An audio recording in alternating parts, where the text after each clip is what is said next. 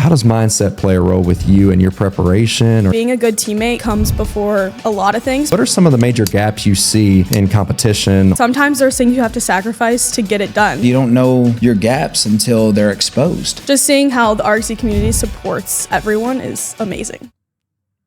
Welcome to the Live Healthy Louisville podcast, the podcast designed to dive into the heart of our city's health and wellness scene. It's brought to you by Results by Design Fitness, where we bring together the experts and the strategies and the stories to help you live a more fulfilled life. That's right. And today's guest is somebody we've gotten to see grow up literally in the weight room. It's been quite a while. We are talking with Ava Reinhart, current D1 softball player at Michigan State University. To really understand Ava's journey, you got to dig into her a little bit, and that's hopefully what we're going to do today. I was honored to get to work with Ava a little bit before she came through RxD's doors and made her big debut with us. But since then, she's became one of the most hardest working athletes we've had, and we're just excited to have her here today and get to know her a little bit more.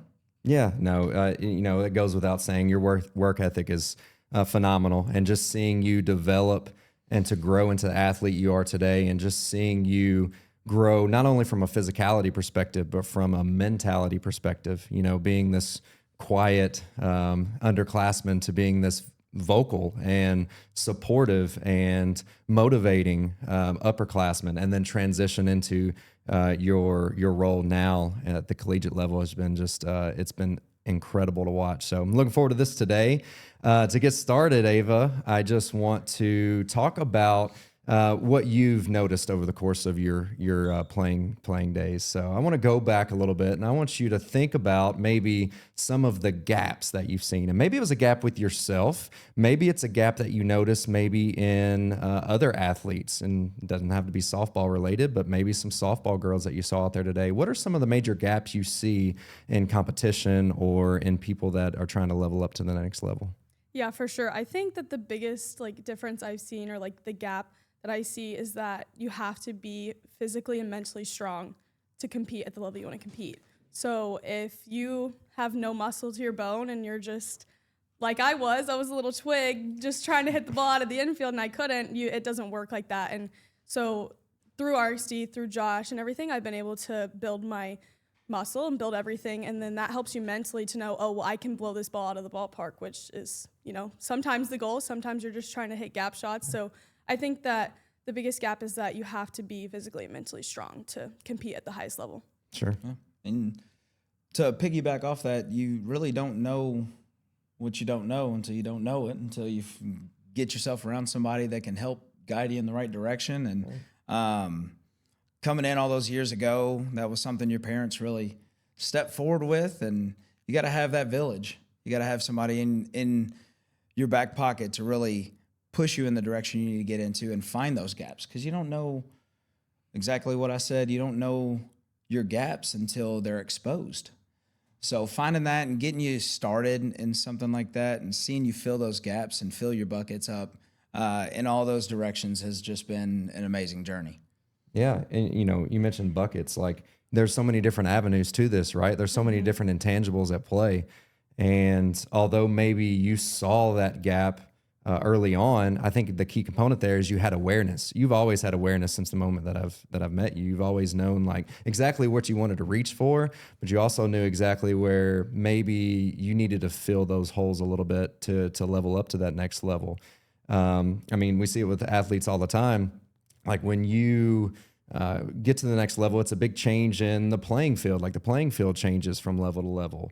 The speed of the competition, the size of the athletes. There's so many different things at play. So I think Josh was right on it there with just filling up those buckets. And Ava Reinhart's always been one that's she may not have been the most talented in the room from the very start, but she's gonna be the hardest working. And a lot of times that's what separates people is their ability to unlock their potential. So when you think about unlocking your potential, what do you think the key aspect of training or softball was to help you to unlock that next level athlete? Because you were always a good athlete. You're always one of the better players on your teams. And But I knew there were some times, especially with the travel ball near the end of your playing days there, that there was a little bit of separation that you had to catch up a little bit. So what do you think the biggest key component was for you to unlock that?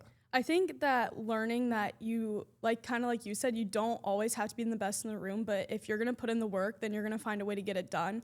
So just sometimes there's things you have to sacrifice to get it done. So sometimes I sacrifice hanging out with my friends because I need to go to the gym and I need to go practice because that's what I need to do to be the best player I can be. So learning that there's sacrifices that you have to make to get to where you want to be and that it's all going to be worth it one day is definitely like what I learned throughout the process. And it was a hard thing to learn, but it got me to where I am today. And I think it's a super important lesson to learn. And one of the first things that we noticed as you started to grow into the athlete, the person you are, is your sponge. You soaked everything up. Your parents came to me and Ryan with questions, and you've taken similar questions to a deeper level, right? You're asking the hows, the whys, things like that, not what needs to happen next, right? You're peeling the onion, per se, on who you want to be, and it's the multiple exposures of what you've gotten, right? Whether it was a dual athlete when you were younger or having the resources like your parents finding strength training at RXD or the hand-eye coordination training you were doing, right? It's those multiple exposures that have leveled you up and leveled those skills to allow you to be successful and find success on the field, off the field, being a student. It's hard, but having those multiple exposures, I think, really kind of helped build that separation of where you were and where you want to be. Yeah, exposure is a great teacher, but time is ultimately the best teacher. And I think through time, you've learned from so many different personalities. Like, obviously, you played for a great softball coach in high school. Coach Josh, his dad, and JB, as they call him, he, different personality from Coach Josh, right? But I think all of those different personalities help us learn bits and pieces, right? Like if he didn't have that grind and grit personality as a coach, maybe you didn't learn that aspect. If Coach Josh didn't bring you the enthusiastic and educational components and passion, maybe you wouldn't have aspired to reach for more, or maybe you wouldn't have enjoyed your time playing softball as much, and maybe you wouldn't be able to pour into your teammates at Michigan State and know that there's a sustainable future with this if you can create enjoyment with it. So I think being exposed, like Coach Josh talked about, is a key ingredient to any athlete's success, because I grew up with a bunch of different coaches. I had the coaches that they weren't shy on cussing you out. I also had the coaches that would pull you over to the side and say, "Hey, I'm not gonna undress you on the field. Let's go back in the dugout and let's talk." And I think both of those, there's a time and space for both of those, because you're working with so many different athletes and so many different mentalities, and there's a time and place for all of that. But the key component is it all comes down to the athlete's mindset. So I want to dig into that a little bit more, because we're hanging on this physicality piece, which we know your body and your athleticism has changed greatly over the past 10 to 12 years. And part of that's just you unlocking that potential. But I want to talk about mindset potential a little bit. How does mindset play? Because we talked about Coach Josh saying, hey, she asked the right questions. Her parents are helping her look for more, and they're pouring into her. How does mindset play a role with you and your preparation or your mindset moving forward? Right. I think that mindset comes before physicality, because if you're going into the box and you don't trust what you're doing and you don't trust that you've put in the work, then you're not going to get it done. And so I think that the biggest thing for me is that I've had to learn that being a good teammate comes before a lot of things, because if I'm not a good teammate and I am not putting on what I need to do for my teammates, then they won't trust me. And so then it just evolves from there. So first of all, being a good teammate is my very most important thing.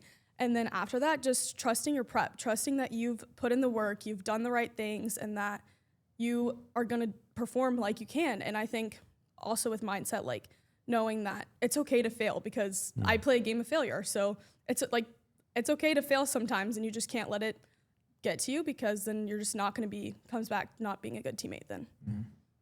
Big, the golden rule advocate, right? Treat others how you want to be treated, and pouring into people how you would want to be poured into. And I think it started at a young age when I saw you come in, just a little spitfire, Ava.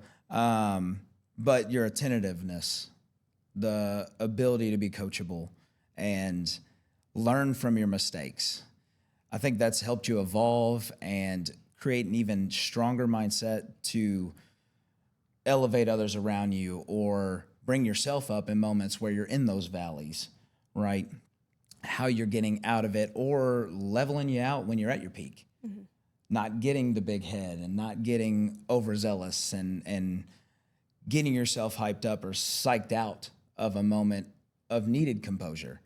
So mindset exactly is what it is. It's setting your mind where you need to be in that moment. And I feel like you've done a fantastic job of that to allow you to fall exactly where you're supposed to be. Yeah. Small hinges swing big doors. And the habit creation is that hinge, right? Like, you created these habits, you created these fundamental principles of life that you follow that allow you to be mentally prepared when you go into battle, right? You put the work in behind the scenes, and you know that that is going to pay huge dividends whenever you get onto the field. And that gives you confidence moving forward. But you also believe that, hey, nobody's better than me on this field right here. Nobody's worked as hard as me. No one else has, deadlifted, around 300 pounds and does the sprint work, does the work behind the scenes, and is coming in with this support system like I have. And I'm ready for this. I know. I think this was a couple of years ago where you were reading different books that were allowing you to maybe work on this piece of the game, because at the end of the day, you were like, you know what, I have this. Yeah. Like in my hitting instruction, like I'm lacing the ball. When I'm in the weight room, I'm one of the strongest athletes there. I'm one of the fastest athletes there. I'm outworking a lot of the men in the gym. Like, all these things are working Right. for you, but you have to have what's in between your ears in order to be successful. When you think about that mindset shifting from level to level, what has it been like since you've gotten to Michigan State and the adaptation you've made there? Like, is it just as simple as, hey, no, I'm prepared and all this has happened? Or was it a little bit of a shift when you first came on campus? I think it's definitely been a shift, like learning that it's okay, because I'm not going to be as good as the girls who've been there for 4 years. Like, they're physically stronger. They've played in the Big Ten for 4 years or 3 years now. And so learning that I can learn pieces from each person on my team and adapt them to my game, and learning that I'm not behind. It's just, we all have a different process, and I'm a freshman. It was my first semester on campus, and learning that it's okay to just get after it. Like, that's what you got to do, is you just got to get after it. And so definitely, like, giving myself grace the first couple of weeks, because, like, obviously we're in the weight room every morning. We have practice for 3 hours. Like, it's all these things. And so learning that it's okay to just sometimes take a step back and be like, okay, I've got this. Like, I'm here for a reason. I think that's the biggest thing that I tell myself all the time. Like, I'm here for a reason, and I've done the work to get here. So, Yeah, we can speak volumes to this too, but the athlete's journey is never ending. It only ends when, fate decides. So you always have to adjust, because the roads are going to lead you somewhere where you never expect. Whether it's from a freshman standpoint, when you were going into Mercy, you wanted to step in, you wanted to play, but you realized how the culture works. You moved into a leadership position at an underclassman role. Sophomore, junior year, you're expected to step up. So how did you adapt to that? And then you flip the page again, then you're a senior. Now you're in a true leadership position, upperclassman. You were committed to playing at another D1 program at the time, right? And you kind of owned it. You owned picking your teammates up and setting the standard on the field, off the field, in the classroom, getting to bed so you can be prepared for the next day. And then now you're finding a whole new level of that in the next chapter. It's like the process starts over again, but it's just, you're older, you're wiser, you have more tools in your tool belt. right. So it's fun to hear how it's evolved and changed, but still the same. Yeah. We had Jimmy Keating on this podcast, and he owns a business called K-Zone. And they work with primarily baseball guys, and they work on the performance side of things, but they also will help with recruitment, and they track things for their athletes. And he's I'm going to keep using this phrase that he used because I love it, and I'm going to steal it too. But he cares about souls more than he cares about swings. And although he's going to help that each athlete get the best swing that they possibly can, or the best mechanics that they possibly can, and become the best possible versions of themselves as a baseball player as he possibly can, he wants them to be the best version of their self as a human that they can be. Because there's two things that are inevitable, right? Everyone ends their playing days at some sort, at some form of time, right? Some form of fashion, sometime. And the other thing is we only get to do this once. And I mean life. We only get to do this once. I played 4 years of college baseball. At the end of the 4 years, I saw the guys that their identity was tied to baseball. And I saw the damage that did.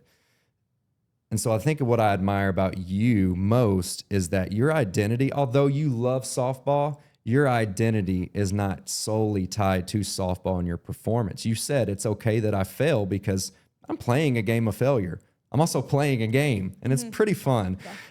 And the other thing that I want to highlight is that you mentioned, I love my teammates, and I want to be a good teammate. And I think that helps you transition into life after softball, because odds are you're going to be done playing in the next 4 years.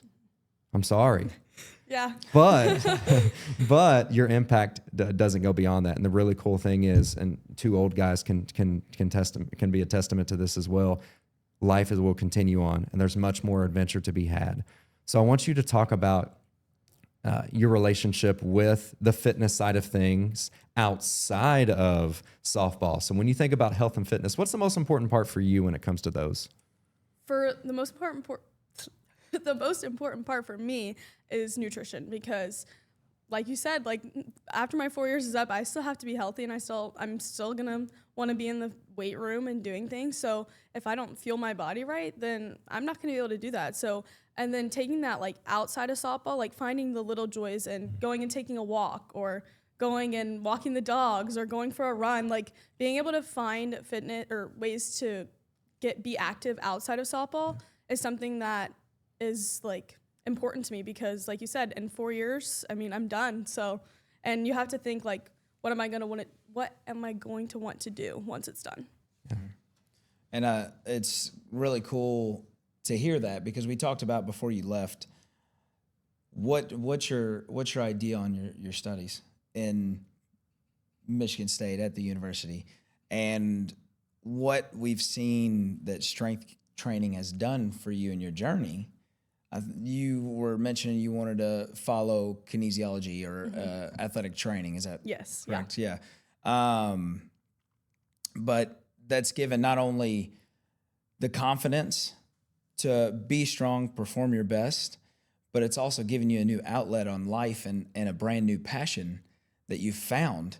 Strength training is truly the biggest advocate of confidence that we've seen in so many athletes, and over again.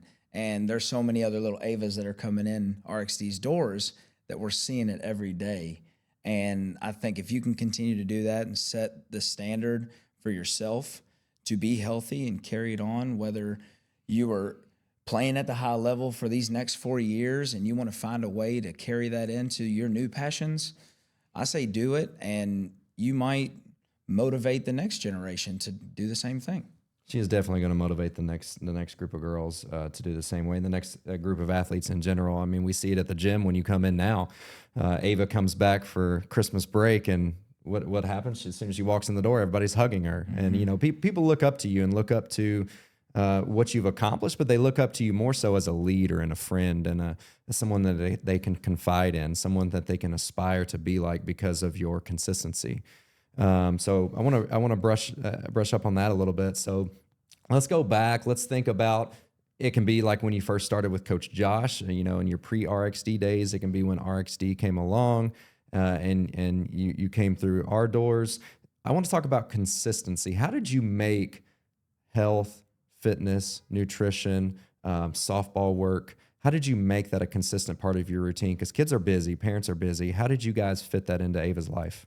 I think like there's time for everything, and kind of like I said earlier, like there's sacrifices. Like my parents sacrificed a lot to get me, I couldn't drive when I first started going to Josh, and so I think making sure like my parents were so involved, and they were like, if you want to do this, this is what we're going to do, and we're going to put our all into it. And they're doing the same thing for my brother now. And so like learning that there's time for everything, and that you can do 10 minutes of hitting, like Coach JB always says, like you can do 10 minutes of hitting and you can find a way to get things done. And so learning that to be a consistent player, you have to be consistent in your prep and in your work. And if you want to be strong, you got to be in the weight room. And if you want to hit well, you got to be consistent with your drills and doing things like that. So I think, like you said, consistency overall in your life and making time for the things that you want to do is the most important thing. Yeah. And Mom and Pop did such an amazing job pouring into you. Too, every time I've gotten around them, it's just thank you for giving Ava everything she needs, and like we want to get Matthew started and things like that. But it didn't, we were just doing what we love to do. It was them pouring into you and giving you that option. Like I remember your dad telling me, "This is Ava's choice," and it's hard for a 9 and 10-year-old to really understand what that means, but having their emotion and the ability to give you those resources, and you make that decision for yourself and carry it on, it speaks volumes to your character. And the tighter the village, the stronger the outcome, and the larger it can get, right? So their ability to continue to give you that and pass that on to your brother is so amazing to see and hear, because then you fed off of it, and then you can give that to somebody else.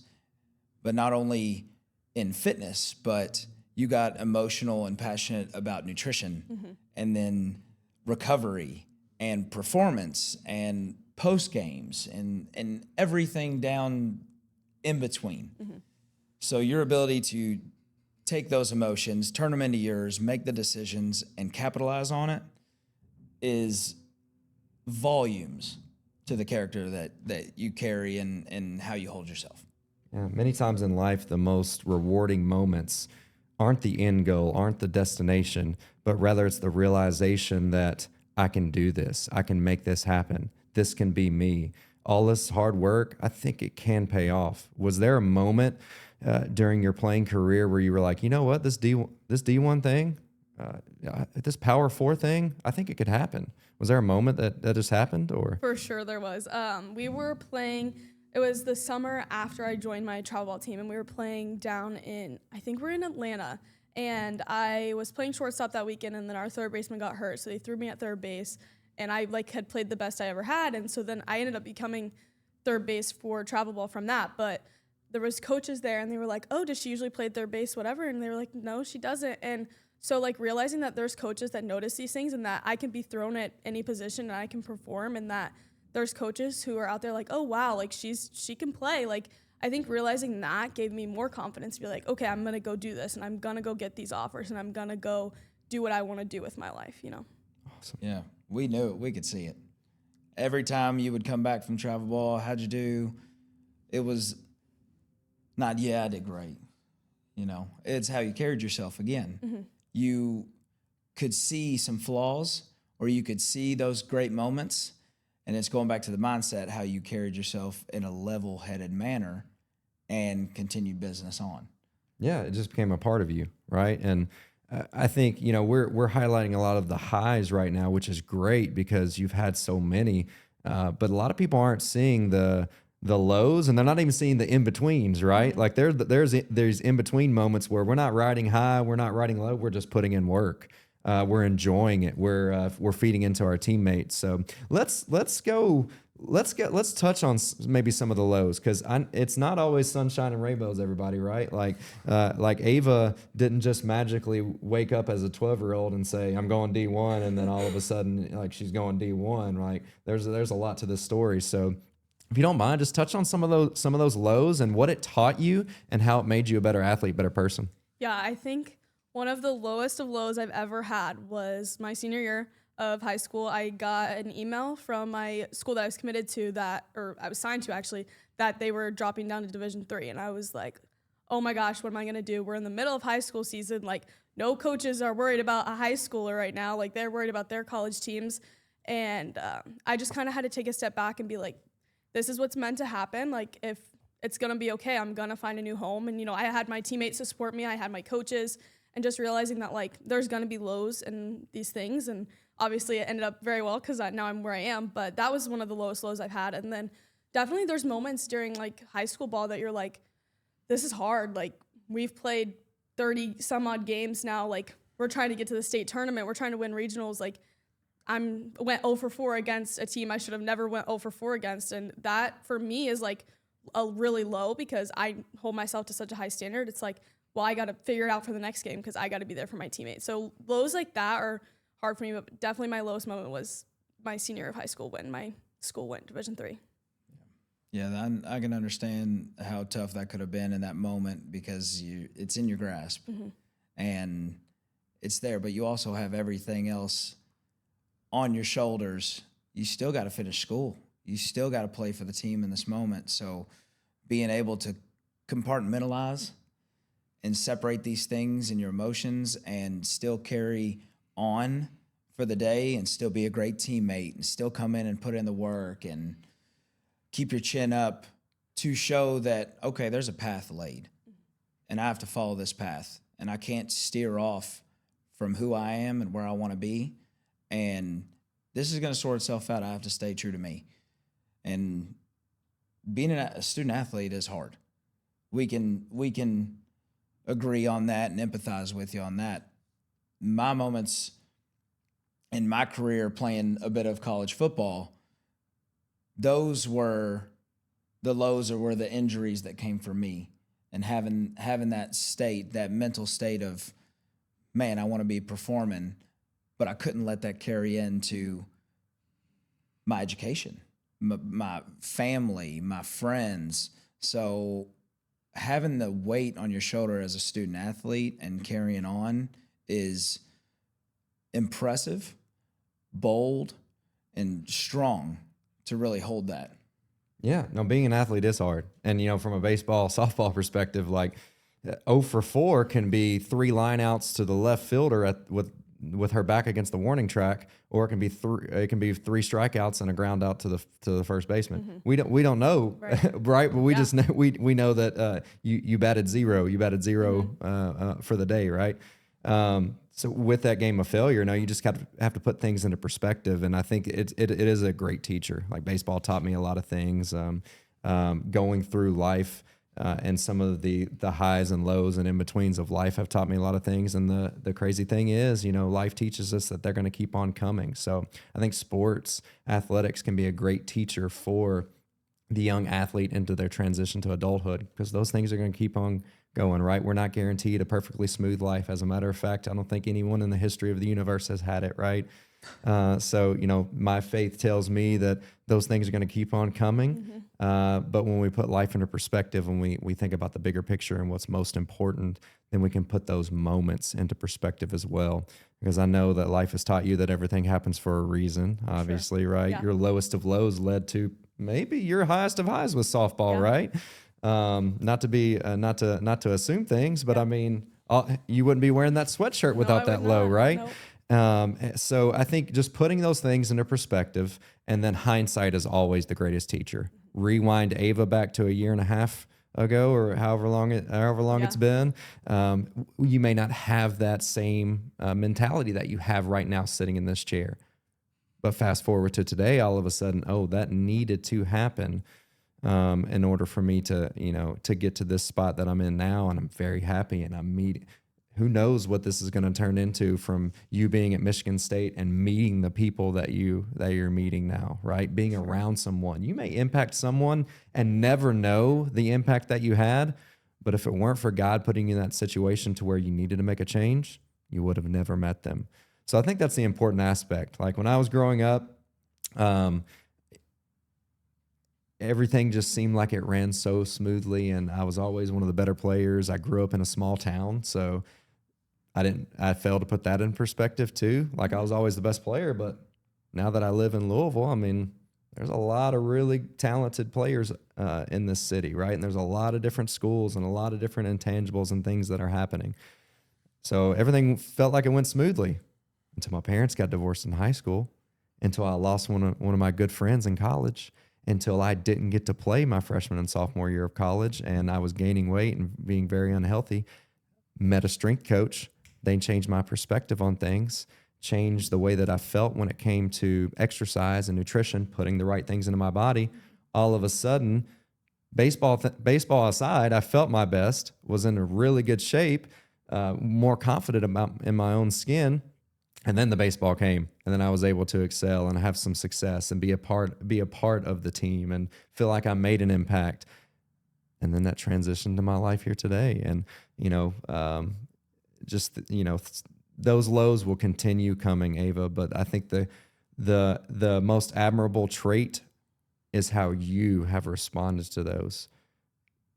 Even back when it didn't happen for you before and that low happened and you're like, this school is switching to D3. I'm not, that takes away my scholarship. I'm not going to be able to have a future with financial support from this. And what is this going to look like for me?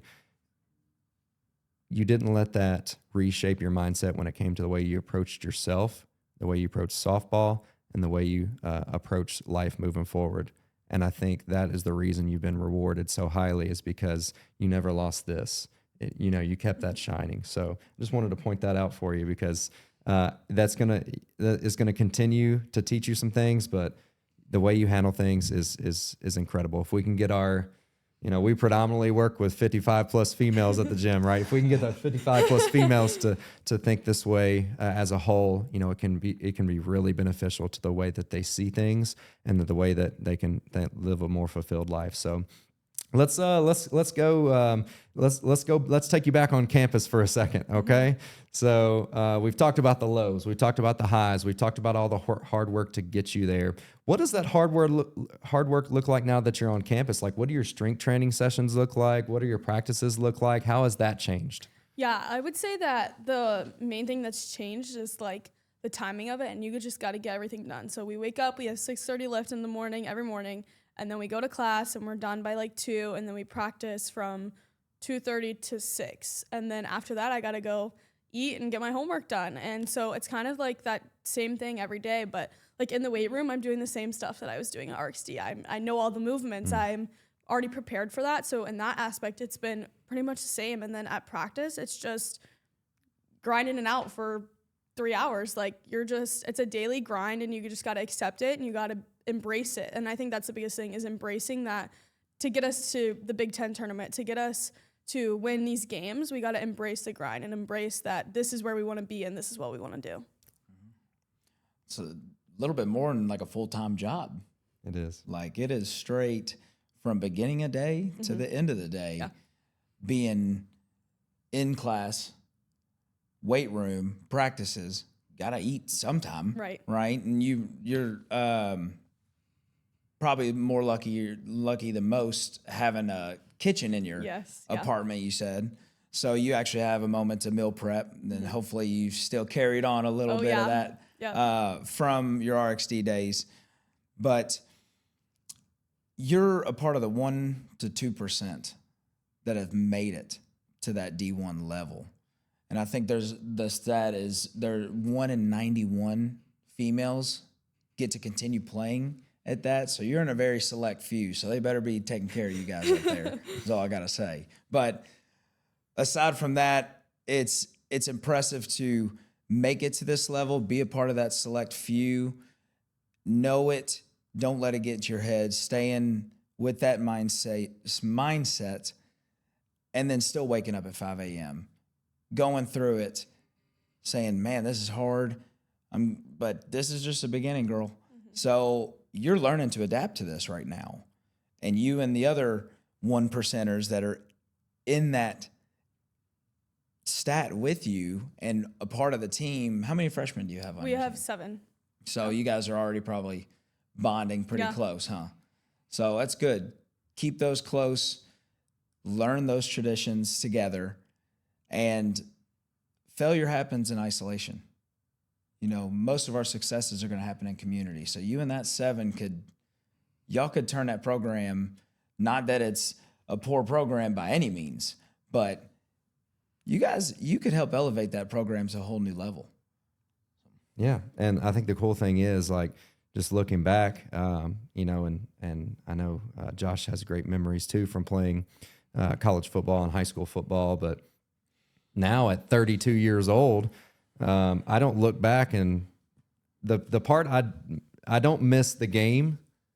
I don't miss the World Series. I don't miss the home runs as much as I miss the teammates. Mm-hmm. And I think Josh was clear with his representation of that. Is that's what matters the most. You know, that's what the relationships that you're able to build, the people that you're able to impact.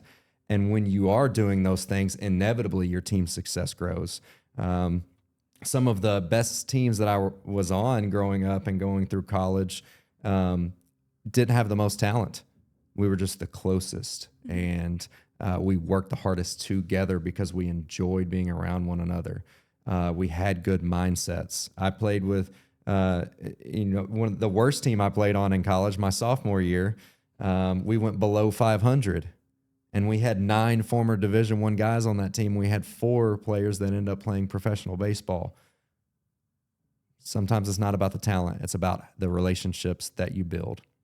We have a lot of young athletes that look up to you. We have a lot of young athletes that have listened to this podcast. So I want you to speak to them for a second. So if you can give, and then we're going to do something a little fun at the end. Okay.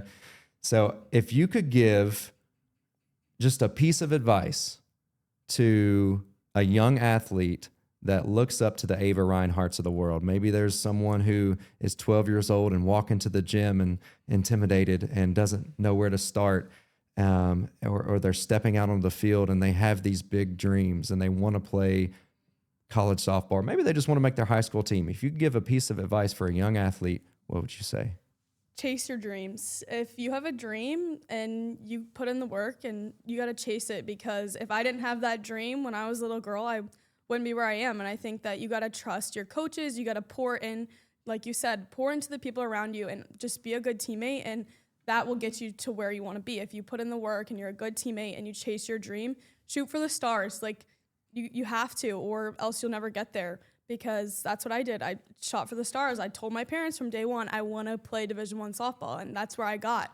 And so trusting the process, knowing that it's okay to fail. It's okay to fail, because we play a game of failure.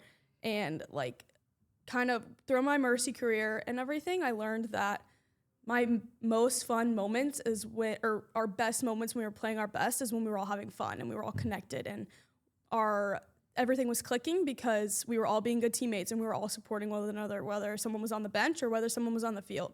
So chase your dreams and just work really hard for them. Yep. No handouts. It doesn't happen. Very few of us are just handed something. You got to go get it. Yep. We're chasing dreams. It's exactly what it is. You got to chase it. You got to go get it. But find the outlets to get you closer. And then understand, educate yourself a little bit more, and then have another direction of where you're going to chase. I was not one of those fortunate few that was handed something or just fell into something. So when I was chasing my dreams, there was moments where things might stray off course and I might start following this direction. Something happens. I gotta reset my mind. I gotta change my outlook on something. But hold on, I'm coming back here. I want to chase this again. So there's things that'll pull you off. Mm-hmm.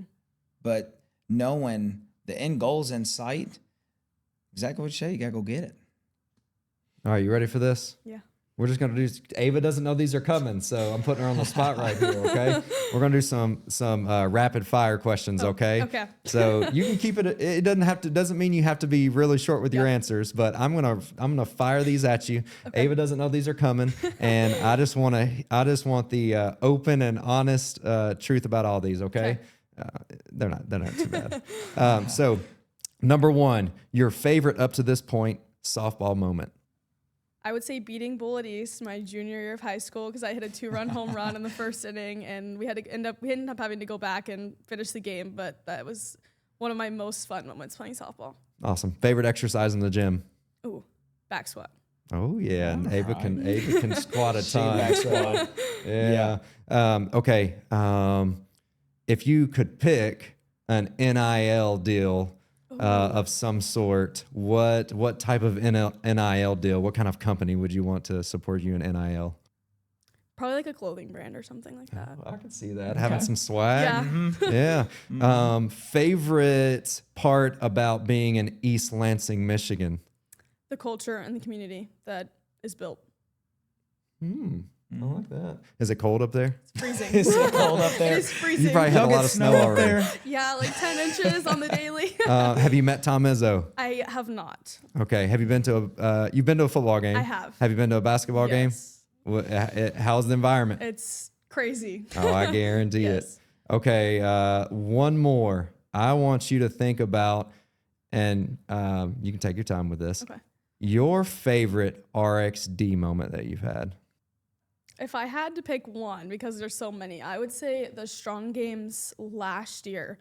I was probably almost the strongest I've ever been and the leanest I've ever been. And I felt so good and I lifted a lot and I had a lot of fun. And it just is so cool to see all the hard work pay off that you guys pour into me and that I pour into RXD, and to see the community build other athletes up. Like, there's so many people building us up and I'm like, I don't even know you, but thank you. Like, just seeing how the RXD community supports everyone is amazing.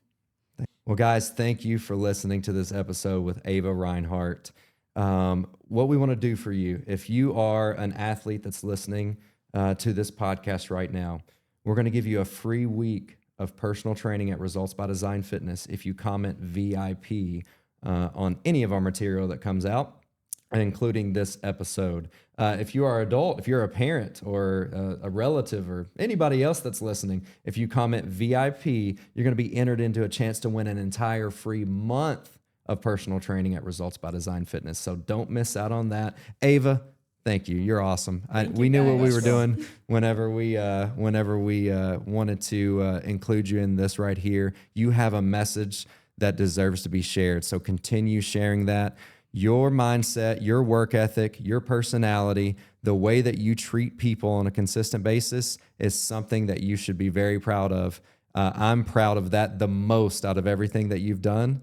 I'm super proud of you as an athlete. I'm super proud of you for being realizing your goal that you set a decade ago. But more so, I'm proud of the person that you are and the potential impact that you're going to have on everyone that you come into contact with. So thank you for coming on. Thank you for being such a light for everybody.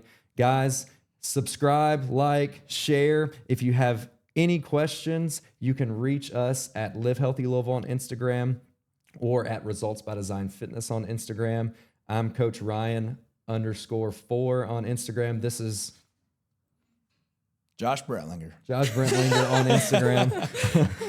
Ava, if anybody wants to reach out to you and ask you any more questions, what's your social? My Instagram is Ava Reinhart, and I have X as well, Twitter X. That's my softball, and I think it's Ava Reinhart 2025.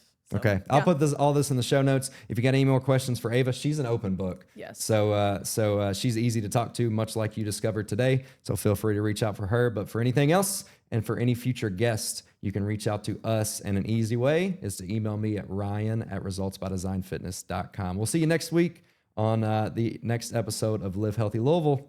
I love you too.